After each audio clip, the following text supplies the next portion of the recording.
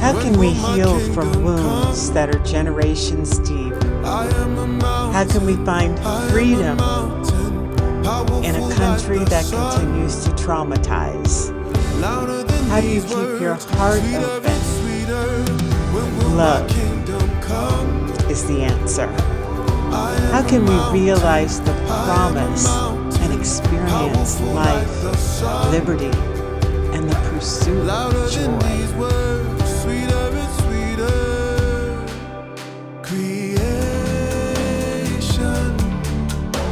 I'm sending you all my love, salvation.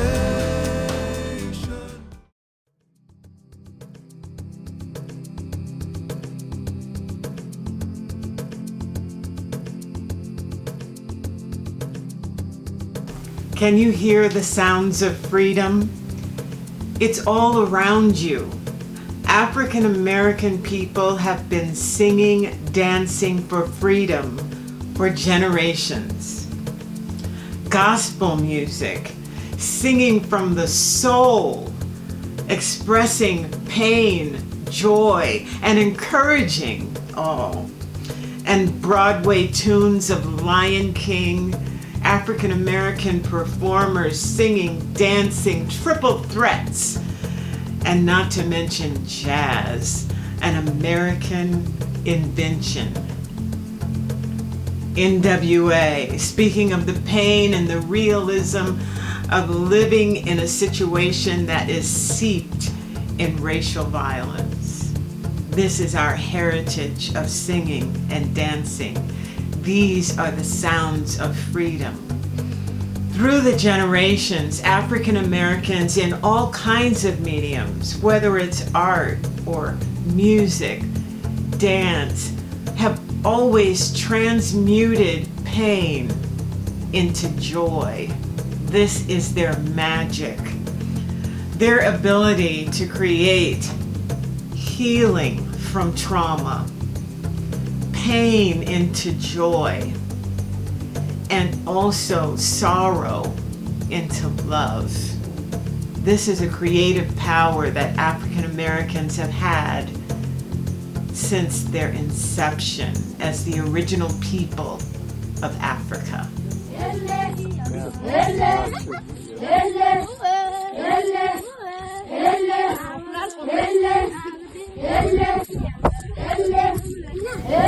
Family, togetherness, connection are all part of the African tradition.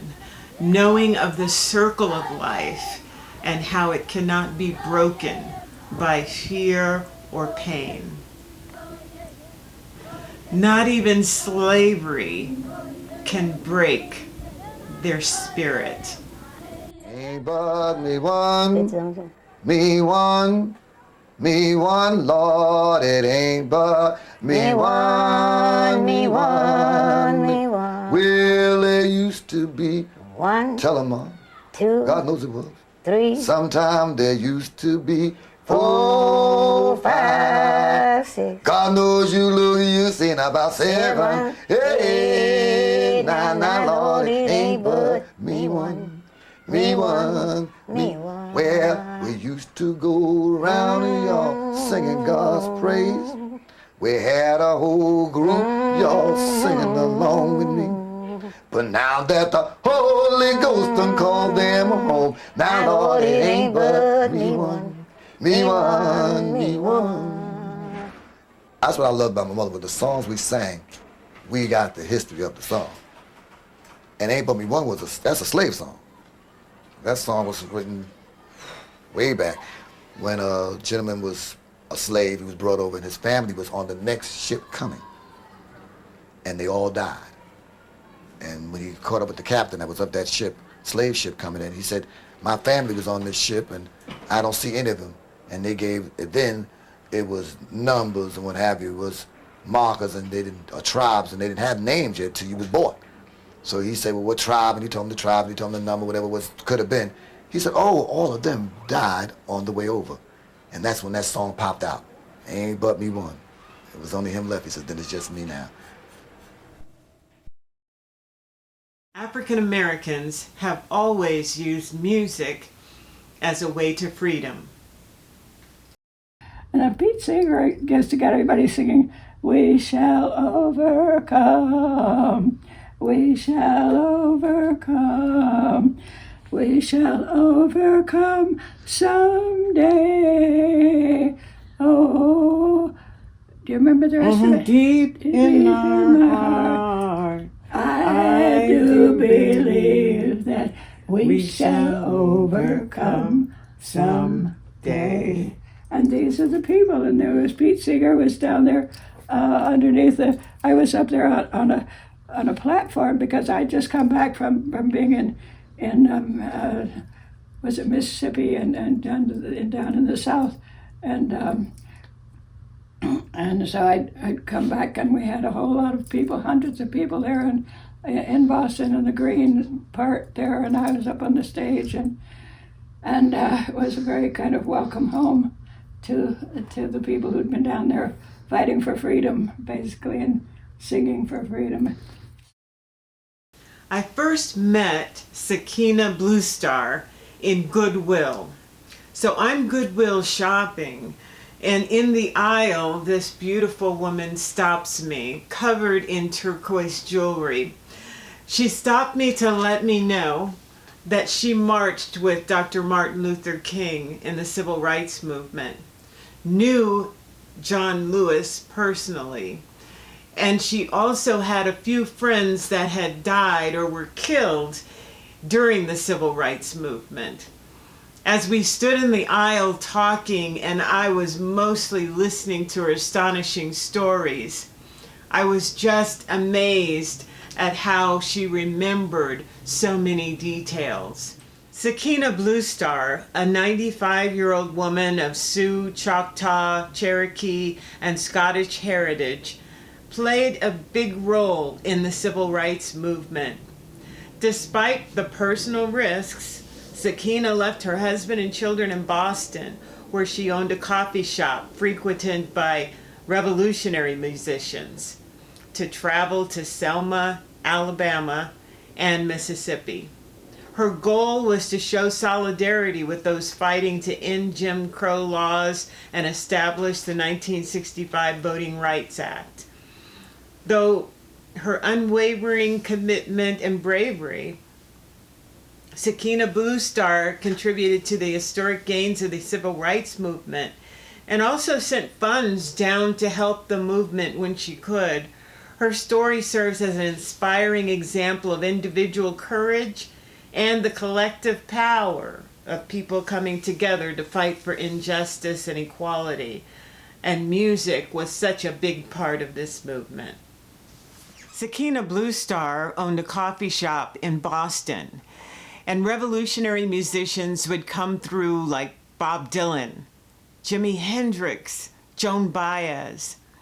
Many of these musicians would play with her, as she was a musician too, and she heard the call to go down south and sing for freedom. You know what SNCC is? SNCC, Southern Nonviolent Coordinating Commission. Okay, I knew I was part of that up in Boston before I even went down there. They introduced me to Dr. King down there when I got down there. He was in a house with a few other people there in his house, and he came up and he grabbed me by the hands and just said, "Thank you." I knew we were coming because he put out a message saying, you know, people who care, come on down here. So I came on down, and John Lewis. So who is that? John Lewis, yeah. And he was down there too. In fact, he was one of the first ones to get down there when I went down the first time. He was up at the top and looking down at Dr. King and all the people that had come to help him. But later on, you know, I knew him several times, like, you know, when he was down there. But he was down there riding in a car one time, and somebody came and cracked his head. And in order to prepare you for the violence that a lot of these protesters would experience, they would give them lessons on nonviolence. She talked about one training that said when they come at you with a baton, a baseball bat, a rifle, and they're about to hit you over the head or crack your head, don't duck, because if you duck, they might hit the person behind you. Instead, raise your hands way above your head to block it. And if they break your arm, it's much better than breaking your head. It's so sweet to see them. My Danish daughter and all that. And this is beautiful. That's the one that was a Jimi Hendrix shirt. What? Yeah. You mean it belonged to Jimi Hendrix? See that? It's this one.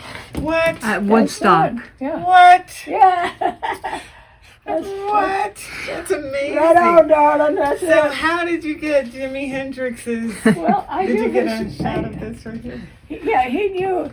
He knew. I knew his cousin, and he knew I loved Jimmy and I loved music, and so he gave it to me. And so these are my fringe benefits.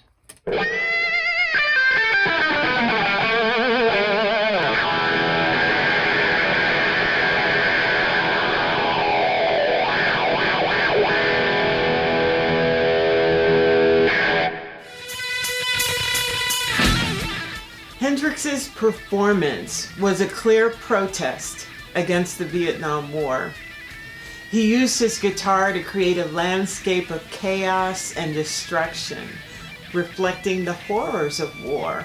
The screaming feedback and distorted chords were a far cry from the traditional patriotic rendition of the national anthem.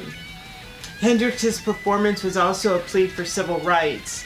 He was a black man playing the national anthem at a time when the country was still struggling with racial inequality.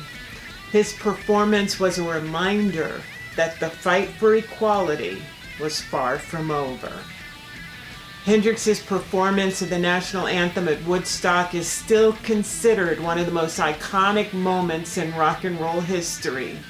It was a powerful statement against war and a plea for civil rights, and it continues to resonate with people today. Woodstock was an integrated concert. It was formed by people that wanted to spread unity and love as a movement across this country. Woodstock was an example of integration, inclusion, and equality.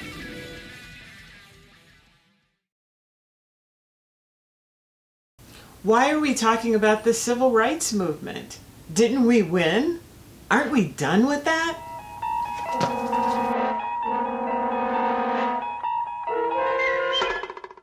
Chair now recognizes Ms. Presley from Massachusetts. Thank you to our witnesses for being here today. You know, although the subject matter of today's hearing is to be expected, it certainly makes it no less offensive or frightening. My Republican colleagues very often like to quote Dr. King, I don't know, maybe for some faux civil rights credibility or to pervert his words to suit your extremist needs, while working actively to undermine his legislative legacy.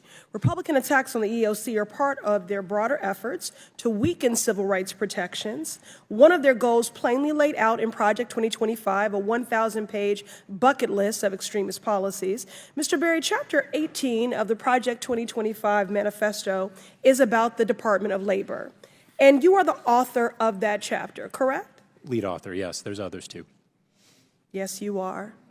I believe the American public should know exactly how you and the Republican majority that invited you to testify today want to sabotage the EOC, rewrite the Civil Rights Act of 1964, and push all of us back to an era of Jim Crow racism. I'm shocked that my colleague across the aisle was in disbelief at our characterizations and assertions of racism and discrimination when even former House Speaker Kevin McCarthy said the Republican side of the aisle looked like the most restrictive country club in America. We all know that Make America Great Again is about making America white only again. On the first page of Chapter 18, Project 2025 complains about how the Biden administration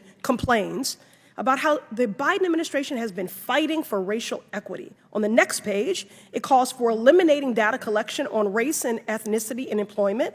On the page after that, it calls for rescinding an executive order signed in 1965 that prohibits discrimination in hiring by contractors. Mr. Berry, do these terrible ideas sound familiar? They're great ideas. These terrible ideas sound familiar? Of course they do. You came up with them. Mr. Berry, I find it shameful to advance a vision attacking the very policies and agencies that have helped Black Americans secure jobs, earn a living, and provide for our families. This Project 2025 plan is policy violence, plain and simple. Its authors have placed such a large target on the EOC because of the incredible work the EOC is doing today. Last year alone, the agency filed more than 27,000 charges of race-based discrimination. These workers and their families have a pathway to justice, accountability, and healing because of the policies and regulations that Project 2025 is trying to get rid of. Ms. Wiley, how would workers be harmed by Project 2025's commitment to undermining crucial protections that are enforced by EOC and other federal agencies?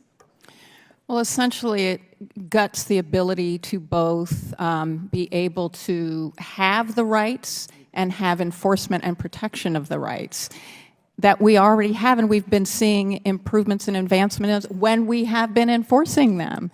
And I'm also deeply concerned with any suggestion that we should not be collecting data or that labor rights, the rights to organize, which has been so important for workers across race, including white men, to ensure that they're getting fair wages and safe working conditions.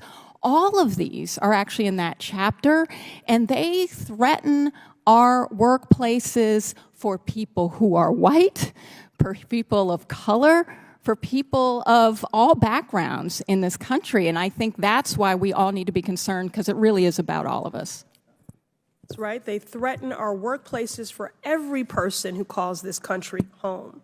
EOC offers essential protections that create workplaces where all of us can thrive, but Project 2025 aspires to be the realization of a decades-long crusade by Republicans to strip away this key pillar of the Civil Rights Act. As a founding member of the Stop Project 2025 Task Force, I look forward to showing and telling the American people exactly who you are, Mr. Berry, along with your extremist friends.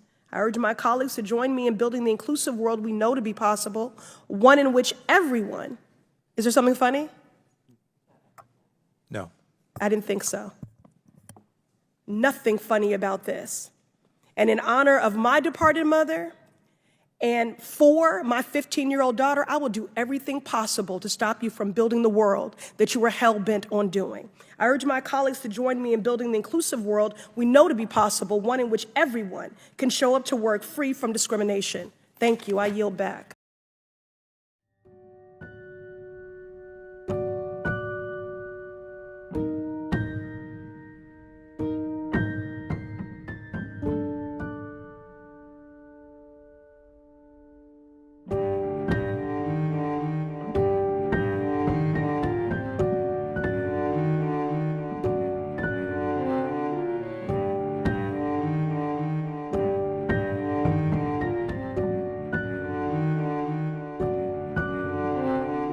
In America, there are systems pitting one camp against another, using the collective fear of survival as bait.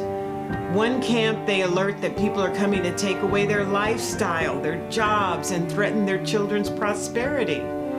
The other camp conveys the same alarm, triggering the collective shadow, which is fear of extinction. Both are willing to fight to the death to preserve what they perceive as a threat to their family's existence.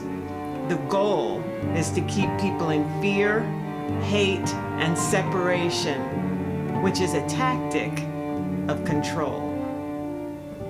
Carl Jung's quote, "One does not become enlightened by imagining figures of light, but by making the darkness conscious," suggests that true enlightenment doesn't come from denying America's darkness, not by teaching it in school or burning books or pretending it never was a part of the American experience, but from facing it head on. We can do this by acknowledging and working with our shadow and taking responsibility for it. America's shadow has to be brought to the only thing more powerful than fear: the love that cannot be controlled, manipulated, or swayed. America needs amazing grace to transcend to our full potential.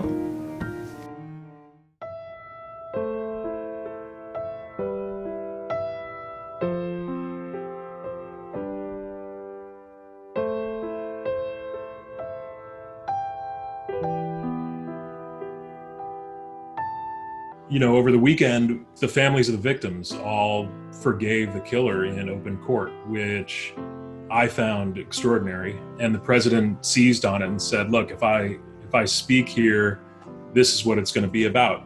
It's going to be about the concept of grace. He'd added the lyrics to Amazing Grace to the speech the night before, and he said, you know, if it feels right, I might sing it. Amazing grace, how sweet the sound that saved a wretch like me.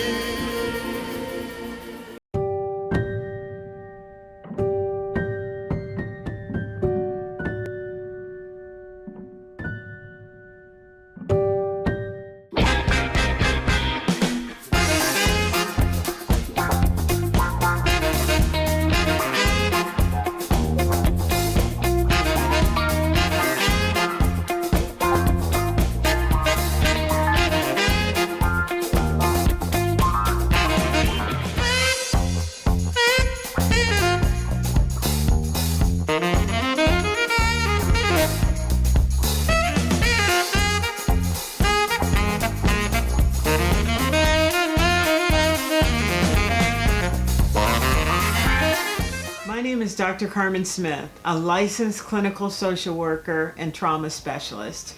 Long before America could elect an African American president, Las Vegas was segregated. African Americans could not attend shows, stay at the hotel, or walk through the casino, let alone gamble.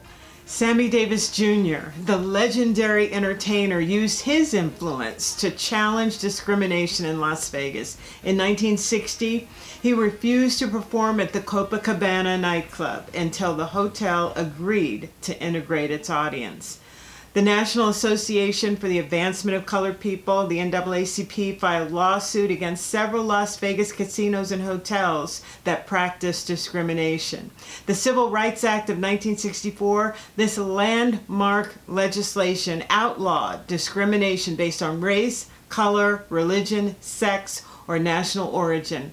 The Civil Rights Act helped to end segregation in casinos and hotels in Las Vegas and across the United States. Today, authors of the 2025 Agenda want to eliminate any and all anti-discrimination laws.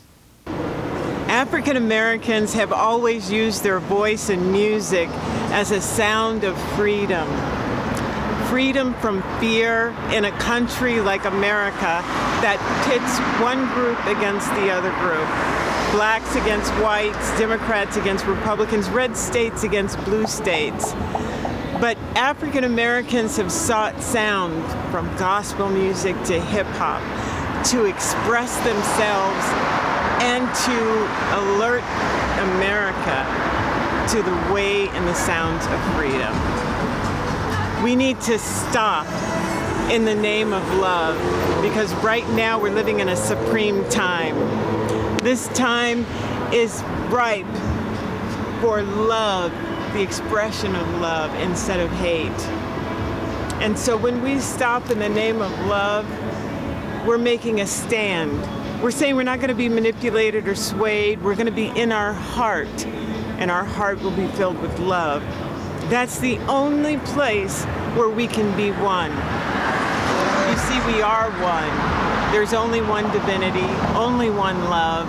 We may look different, but we're all the same spirit. And when we recognize that, there's no way we can be manipulated by the systems. America, this is a time to love. Love you.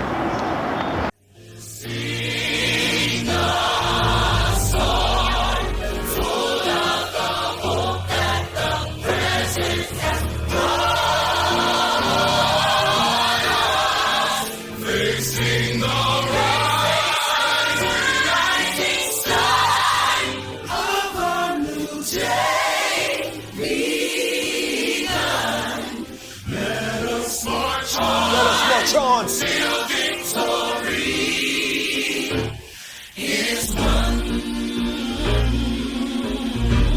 add a little something to it, just to encourage you.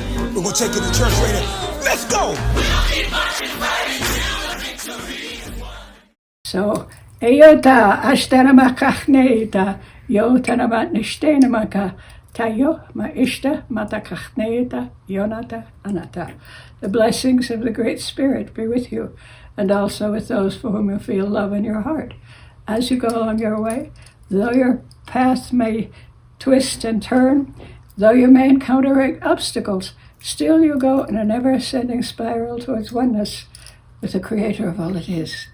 Aho, Metakuyasin. We are all one spirit, and we honor all our relations.